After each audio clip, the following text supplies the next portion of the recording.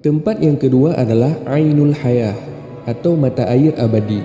Lalu dicarilah telaga itu oleh Raja Zulkarnain dan Nabi Khidir alaihissalam beserta dengan pasukan kerajaannya. Kemudian mereka menemukannya di tempat terbitnya matahari. Tempat itu digambarkan sebuah tempat yang gelap, namun bukan gelapnya seperti gelap malam hari.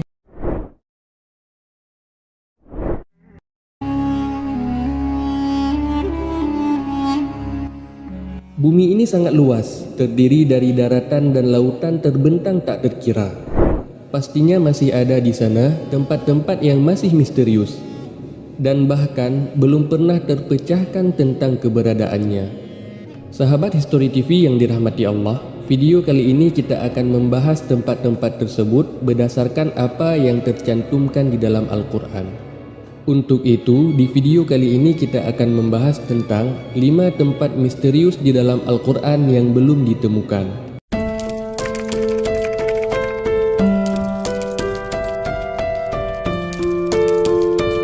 Sahabat History TV yang dirahmati Allah, semoga saja kita selalu berada dalam keadaan sehat walafiat dan selalu di dalam naungan rahmatnya Allah Subhanahu wa Ta'ala. Amin ya Rabbal Alamin. Bumi kita memiliki luas sekitar 500 juta kilometer persegi. 70%-nya adalah lautan. Luas daratannya hanya sekitar 149 juta kilometer persegi. Menurut para peneliti, manusia telah menjelajahi 90% daratannya, sedangkan lautan hanya sekitar 57,8% saja. Itu berarti masih ada tempat-tempat yang belum terjamah oleh manusia. Ini menjadi menarik untuk dibahas. Apakah tempat-tempat yang belum terjamah tersebut merupakan salah satu tempat yang masih misterius yang ada di dalam Al-Quran dan hadis? Tempat yang pertama adalah Pulau Dajjal. Banyak dari teman-teman yang sudah pernah mendengar tentang Dajjal. Di hadis dan Al-Quran disebutkan bahwasanya Dajjal merupakan salah satu daripada 10 tanda datangnya kiamat kubra. Jika Dajjal sudah muncul, maka dunia saat itu diambang kehancuran. Namun sebelum Dajjal muncul, dia dipenjarakan oleh Allah Subhanahu wa Ta'ala di sebuah pulau yang misterius dan dijaga oleh seekor hewan yang bisa berbicara yang bernama Jassasah. Ada hadis Nabi SAW yang mengungkapkan tentang pulau ini. Namun Nabi SAW tidak merincikan secara jelas pulau ini berada di mana. Hanya saja Rasulullah SAW menunjukkan arahnya. Dajjal akan keluar dari perkampungan Yahudi Asbahan. Bersamanya ada 70.000 orang Yahudi. Hadis riwayat Anas radhiyallahu anhu. Dajjal akan keluar dari belahan bumi sebelah timur yang bernama Khurasan. Hadis yang diriwayatkan dari Abu Bakar As-Siddiq radhiyallahu anhu. Artinya secara pasti bahwasanya tempat munculnya Dajjal itu dari belahan timur dan tak jauh dari sebuah tempat yang bernama Khurasan. Maka di manakah sekarang Khurasan itu berada? Kalau sekarang Khurasan itu terletak di negara Iran sebelah timur. Sekarang nama Khurasan dijadikan sebuah nama provinsi di sana. Namun jauh sebelum itu, semenjak abad ketiga daripada Masehi, Khurasan itu adalah suatu wilayah yang luas, meliputi Iran, Afghanistan, Tajikistan, Turkmenistan, Kazakhstan, dan Uzbekistan. Sedangkan tentang pulau di mana Dajjal dikurung mungkin saja tak jauh berada dari wilayah itu. Dan juga tersebar kabar bahwasanya Dajjal itu dikurung di salah satu pulau yang berada di Yaman yang bernama Socotra. Karena pulau ini benar-benar aneh, banyak ditemukan hewan dan tumbuhan yang tidak berada di tempat lain kecuali di pulau Socotra ini. Banyak orang yang mengaitkan tentang pulau Socotra ini sebagai pulaunya Dajjal.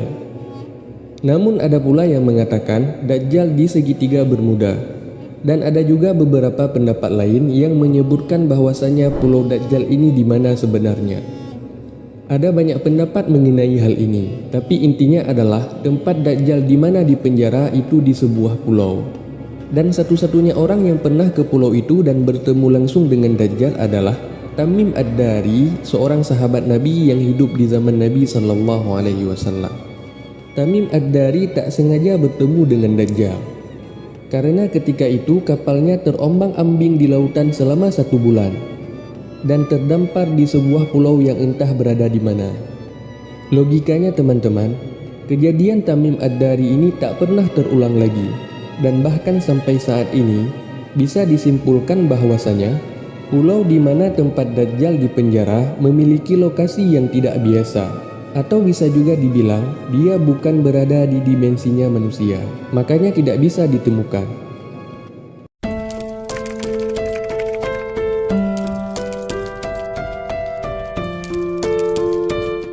Tempat yang kedua adalah Ainul Hayah atau mata air abadi. Sahabat History TV yang dirahmati Allah, Ainul Hayah merupakan sebuah telaga atau sebuah tempat yang memiliki mata air yang jika airnya diminum maka orang tersebut tidak akan mati sampai hari kiamat, kecuali ia memohon kepada Allah Subhanahu wa Ta'ala untuk dimatikan. Kisah tentang Ainul Hayah ini berhubungan erat dengan 2 orang tokoh besar di dalam Islam, yaitu Raja Zulkarnain dan Nabi Khidir alaihissalam. Ada sebuah riwayat dari As-Salabi daripada Imam Ali, suatu hari Raja Zulkarnain bertanya kepada malaikat bagaimana ibadahnya malaikat kepada Allah Subhanahu wa Ta'ala sang pencipta alam semesta. Kemudian malaikat pun memberitahu kepada Raja Zulkarnain bahwasanya ada malaikat yang semenjak dia diciptakan, dia selalu sujud dan tak pernah mengangkat kepalanya untuk selamanya, karena dia tidak mau menyia-nyiakan waktu untuk tidak beribadah kepada Tuhannya. Maka Zulkarnain yang mendengar penuturan daripada malaikat itu, dia menjadi tertarik. Sebab Zulkarnain ingin hidup abadi supaya ia bisa lebih lama beribadah kepada Allah Subhanahu wa Ta'ala. Lalu dicarilah telaga itu oleh Raja Zulkarnain dan Nabi Khidir alaihissalam beserta dengan pasukan kerajaannya. Kemudian mereka menemukannya di tempat terbitnya matahari. Tempat itu digambarkan sebuah tempat yang gelap, namun bukan gelapnya seperti gelap malam hari, tapi gelap karena ada semacam asap ataupun kabut yang tebal. Dan singkat cerita, yang meminum air daripada telaga itu hanyalah Nabi Khidir alaihissalam. Zulkarnain tidak meminumnya. Makanya ada khilaf daripada para ulama, ada yang mengatakan bahwasanya Nabi Khidir masih hidup sampai hari ini. Tapi ada juga yang mengatakan Nabi Khidir sudah wafat. Kemudian pada abad ke-14, ada seorang penjelajah yang bernama Juan Ponce de Leon yang diutus oleh seorang raja yang bernama Raja Ferdinand. Ponce de Leon ditugaskan dalam ekspedisi pencarian mata air keabadian, atau dalam Islam disebut dengan Ainul Hayah. Tapi sampai akhir hayatnya, Ponce de Leon tidak menemukannya. Dia tewas karena dipanah oleh suku pendalaman dari India. Artinya teman-teman, tempat tersebut masih misterius sampai hari ini.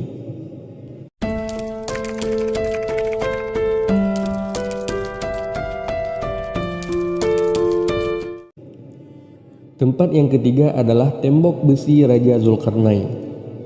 Sahabat History TV yang dirahmati Allah, tembok Raja Zulkarnain ini ternukil di dalam Al-Quran surat Al-Kahfi dan di beberapa hadis sahih lainnya.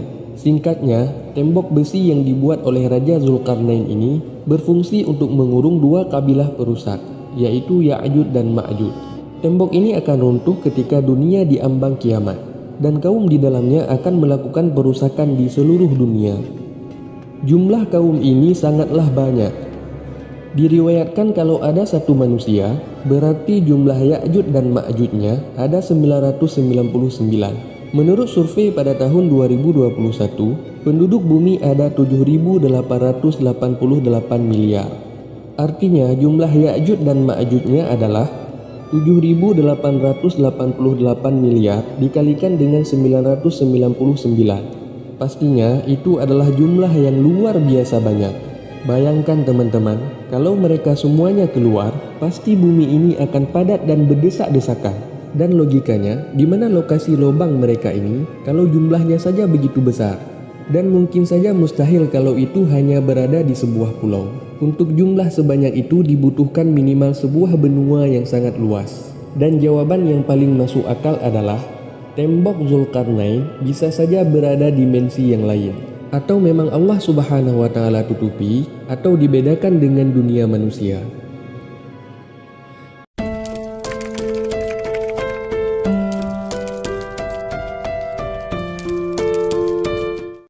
Tempat yang keempat adalah Jabal Qaf.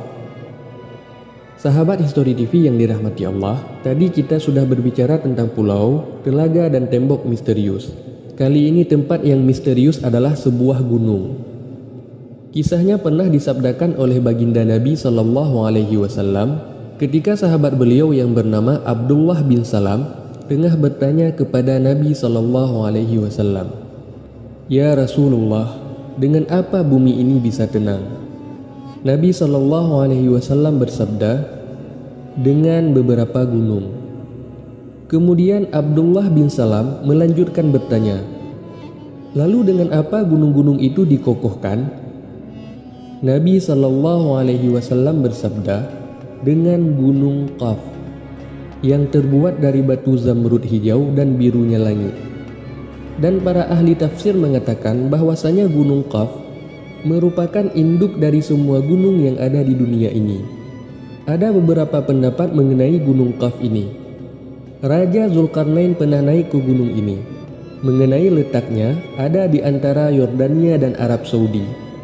Namun ada juga pendapat lain yang mengatakan letaknya ada di daerah Yaman. Selain itu, ada yang menyebutkan bahwasanya gunung Qaf ada di suatu daerah sebelum Persia, dekat tembok Ya'juj dan Ma'juj. Gunung Qaf dihuni oleh para rijalul ghaib atau wali Allah yang berjumlah 70 orang karena menjauhi diri daripada duniawi. Di sisi lain, ada pula yang mengatakan bahwa di dekat gunung ghaib ini ada sebuah pulau yang bernama Al-Khadar, yaitu tempat di mana bertemunya arus sungai dan laut. Pulau ini dihuni oleh sosok hamba Allah yang saleh yang dikenal dengan Nabi Khidir alaihissalam. Mengenai lokasi persisnya ada di mana, sampai saat ini pun masih menjadi misteri.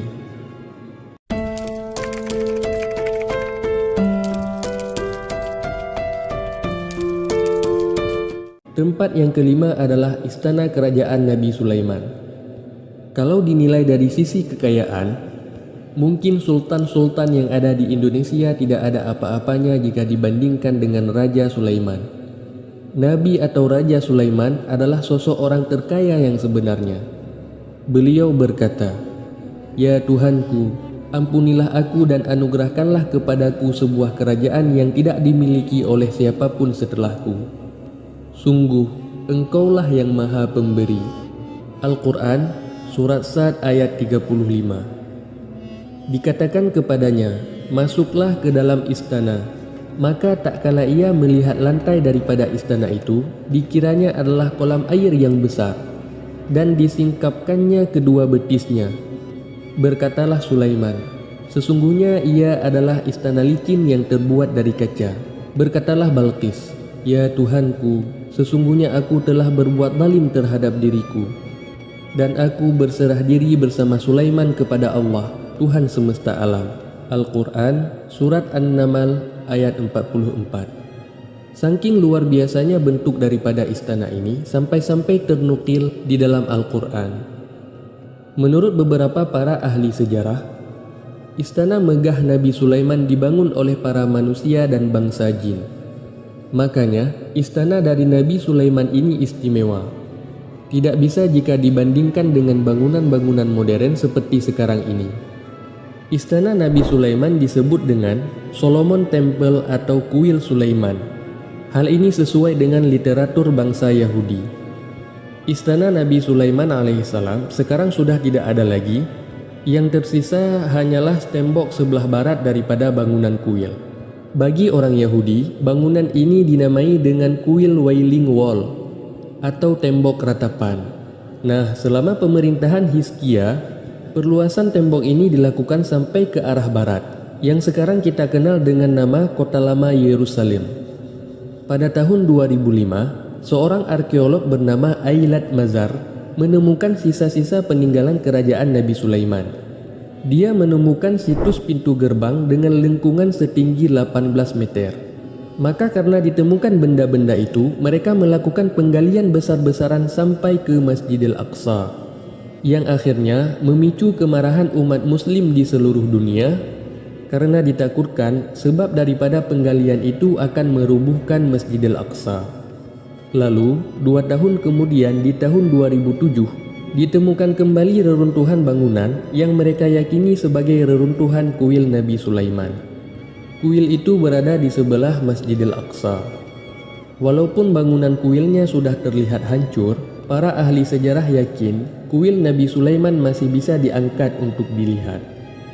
Dan di lokasi yang sama ditemukan beberapa peninggalan-peninggalan seperti keramik dan perabotan-perabotan yang terkubur selama ribuan tahun. Menurut mereka, penemuan ini dianggap penting untuk mengetahui peradaban dan kemajuan yang telah dicapai manusia di masa Nabi Sulaiman dan Nabi Daud alaihi wassalam. Kuil atau istana Nabi Sulaiman ini teman-teman merupakan lambang dan simbol kekuatan serta sebagai bentuk pengakuan atas bangsa Yahudi kepada dunia, sehingga sangat berguna bagi kaum Yahudi. Ya, pada intinya mereka ingin mencari kuil Nabi Sulaiman dengan cara menghancurkan Masjidil Aqsa yang merupakan salah satu tempat yang dimuliakan Nabi kita. Wallahu a'lam bishawab. Jadi itulah kisah tentang 5 tempat misterius di dalam Al-Quran yang belum ditemukan sampai sekarang. Semoga kisah ini bermanfaat, lebih dan kurangnya mohon dimaafkan.